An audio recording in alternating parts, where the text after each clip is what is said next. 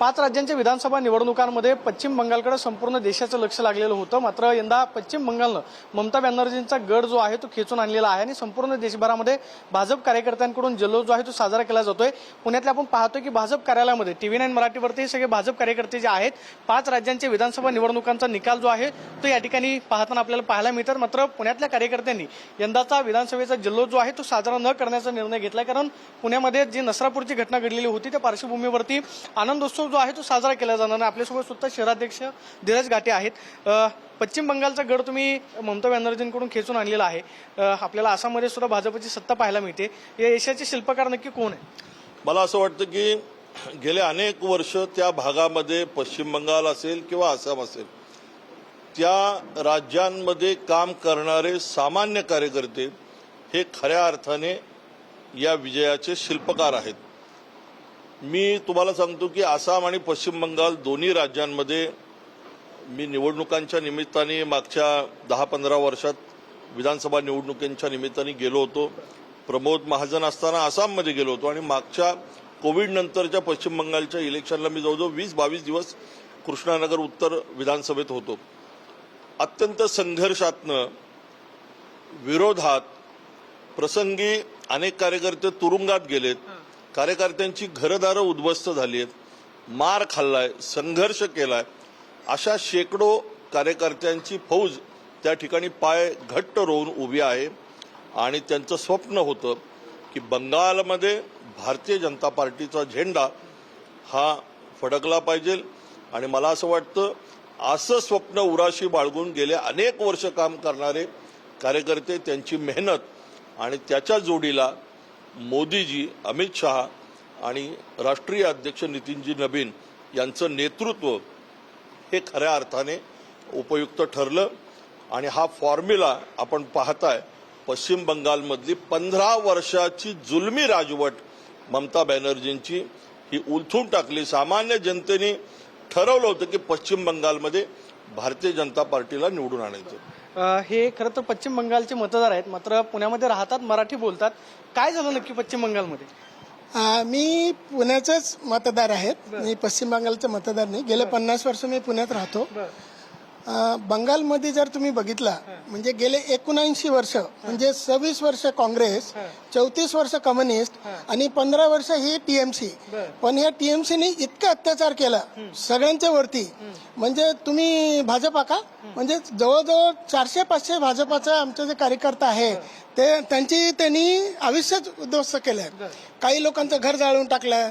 आता पण जे इलेक्शन कमिशन म्हणजे आता म्हणजे असंख्य धन्यवाद द्यायला पाहिजे इलेक्शन कमिशनला, आमच्या पंतप्रधान नरेंद्र मोदीजींना, आमच्या अमित शहाजींना। त्यांनी जो सिस्टम केलंय, त्यांनी जे काही म्हणजे कायद्याने जे काही त्यांनी लावले की बाबा हे जे आपले CRPF आहेत, केंद्रीय फोर्सेस आहेत, परत आता बघा की ममता दिदी म्हणाले होते की निकालानंतर भाजपला आम्ही आमच्या राज्यातनं पळवून लावू। नाही, ममता दिदी आता कुठे पळून जातील? आता हे बघा तुम्ही की ममता दिदी, अभिषेक बॅनर्जी म्हणजे त्यांची भाषा बघा तुम्ही। मला आता म्हणजे काय बोलायचं, बंगाली बोलायला आम्हाला लाज वाटतं। मराठी प्रेक्षकांना सांगा, तुमच्या बंगाली भाषेमध्ये भाजपचा तिथं विजय झालाय, ममता बॅनर्जींची सत्ता उलटवून टाकली, बंगाली भाषेमध्ये काय सांगा? আমাদের আজকে 79 বছর পরে বাংলা আজকে স্বাধীন হয়েছে, আমাদেরকে বলতে হবে। আমাদের যে দেশ ভাগ হয়েছিল তখন আমাদের দেশ স্বাধীন হয়নি, আমাদের দেশ ভারত একটাই ছিল, দেশ ভাগ হয়েছিল।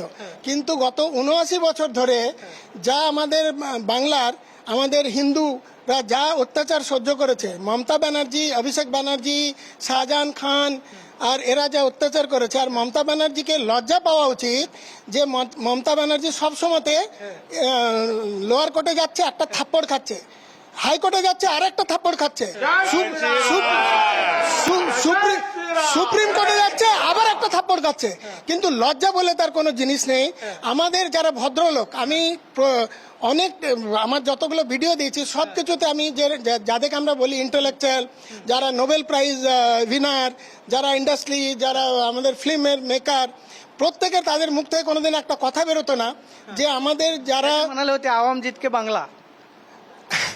নেই ওটার মানেই হচ্ছে মমতা ব্যানার্জির আজ পর্যন্ত যতগুলো স্লোগান সব ধার করা। কোনো স্লোগান ভারতীয় নয়, সব স্লোগান বাংলাদেশের স্লোগান। যেমন মা মাটি মানুষ জয় বাংলা এখানকার स्लोगन नय त्याला नाकारलं नय पूर्ण पूर्ण आता बघा ममता आणि जे अभिजित आहे किंवा जे शाहजहान खान आहे किंवा जे कोणी असेल बघा तुम्ही 1 महिन्यामध्ये त्यांचे काय हाल होते बंगालमध्ये हिंदुत्ववादी विचार पाहायला मिळाला 100% आपले बंगालचे जे विरोधी पक्ष नेते भाजपाचे नेते शुभेंदू अधिकारी त्यांची माझी प्रत्यक्ष भेट झाली पुण्यात या कार्यालयात ते येऊन गेलेत प्रचंड हिंदुत्ववादी अस्मिता असणारा माणूस आहे आणि असे हिंदुत्ववादी तमाम कार्यकर्ते मी पश्चिम बंगालमध्ये पाहिलेत झोपडपट्टीमध्ये राहणारा कार्यकर्ता सुद्धा त्याच्या घरावरती भाजपाची नेमप्लेट लावतो झेंडा लावतो बूथचा अध्यक्ष सुद्धा एवढं स्पिरिट आहे त्यामुळं बंगालमध्ये हिंदुत्वाची लाट ही निश्चित आहे आपण पाहतोय की हा सगळ्या विजयाचा आनंद जो आहे तो साजरा केला जातोय मात्र गुलाल न उधळता पुण्यातल्या भाजप कार्यालयामध्ये पश्चिम बंगाल त्याचबरोबर आसाम आणि इतर 5 राज्यांच्या निवडणुकांचा निकाल जो आहे जे भाजपच्या पारड्यामध्ये यश मिळालेलं आहे त्याचा आनंद साजरा करताना पाहायला मिळतात कॅमेरापर्सन विकी चव्हाण प्रदीप कापसे TV9 मराठी पुणे